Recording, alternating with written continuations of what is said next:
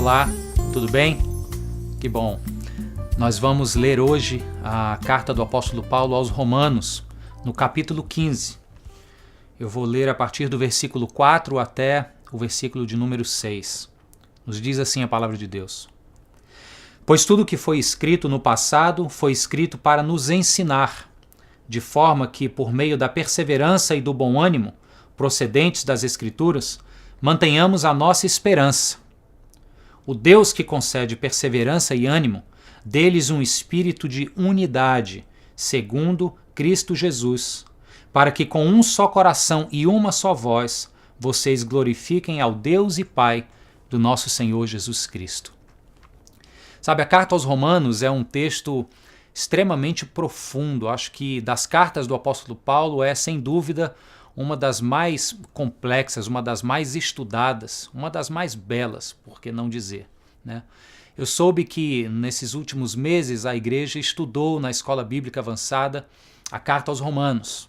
Soube também que o tema do acampamento de carnaval semana passada foi o capítulo 12 da Epístola aos Romanos.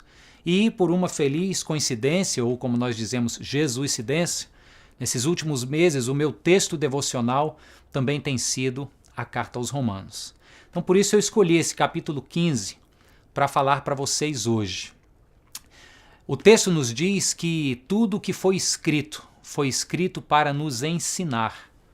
Isso me lembrou um filme que eu assisti em 1993, mais ou menos, um filme chamado Minha Vida. É um filme bonito, mas ao mesmo tempo é um filme triste, porque conta a história de um homem que vive duas situações extremas. Ao mesmo tempo em que ele descobre que vai ser pai pela primeira vez, ele também descobre que tem uma doença terminal e que possivelmente não vai ver o filho. Então ele resolve vir com esse plano de fazer um filme, onde ele haveria de gravar em vídeo cenas do seu cotidiano, alguns ensinamentos para o seu filho, e no futuro a mãe passaria esse vídeo para o filho assistir e aprender alguma coisa com o pai, né? A ideia que ele tem é de filmar ele fazendo a barba, filmar como um homem deve tratar uma mulher. Ele registra também cenas da casa onde ele nasceu e foi criado, e várias outras preciosidades, né, nesse verdadeiro tesouro que ele está deixando para o seu filho. No futuro, quando a mãe mostrar esse vídeo para o filho haveria então de aprender os ensinamentos, né, que o pai deixou para ele.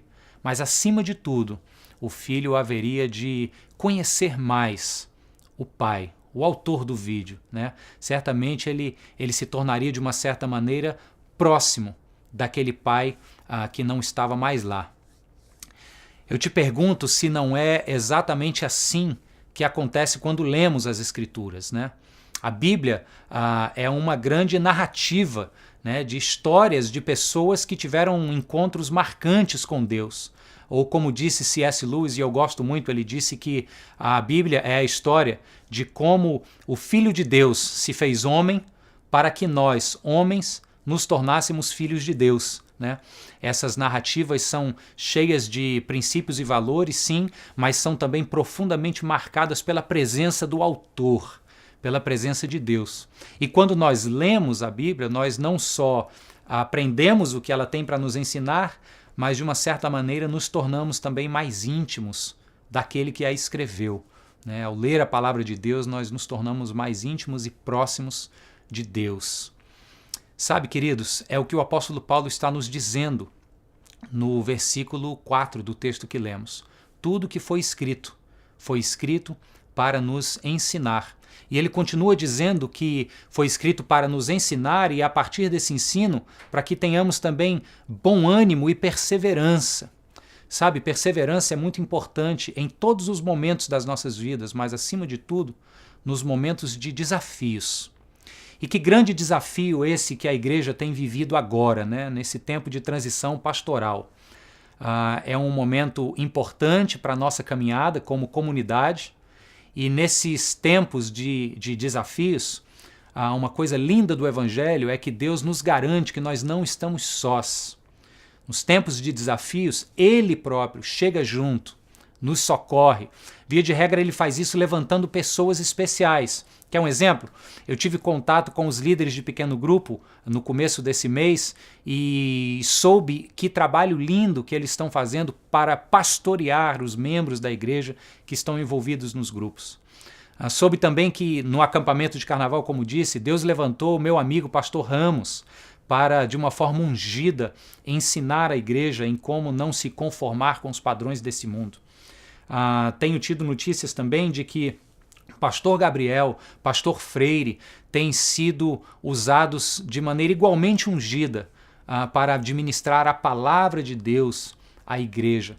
Sabe, queridos, orem por esses homens de Deus, orem por eles, porque eu já estive no lugar onde eles estão hoje e sei como não é fácil levar uma igreja num tempo de transição pastoral. Sabe, o próprio pastor Carlos Alberto, o homem de Deus que durante tantos anos nos abençoou, nos enriqueceu, nos instruiu, agora, nesse tempo, também tem sido usado pelo Espírito Santo de Deus para fazer essa ponte aérea aí entre Ceará e Paraíba, para nos acudir, né, para nos trazer a palavra de Deus, nos trazer esses ensinamentos. É assim, queridos, que Deus está conosco nesse tempo de desafio. É assim que a palavra de Deus nos alcança, né? Nos dando forças para perseverar. Então, se a gente está entendendo que o que foi escrito para o nosso ensinamento, e conforme nós somos ensinados nessa palavra, nós temos forças para perseverar e guardar o bom ânimo, o que é que nos resta fazer então, se não nos debruçarmos sobre esta palavra, tentarmos de fato aprendê-la, né? Digeri-la propriamente dito.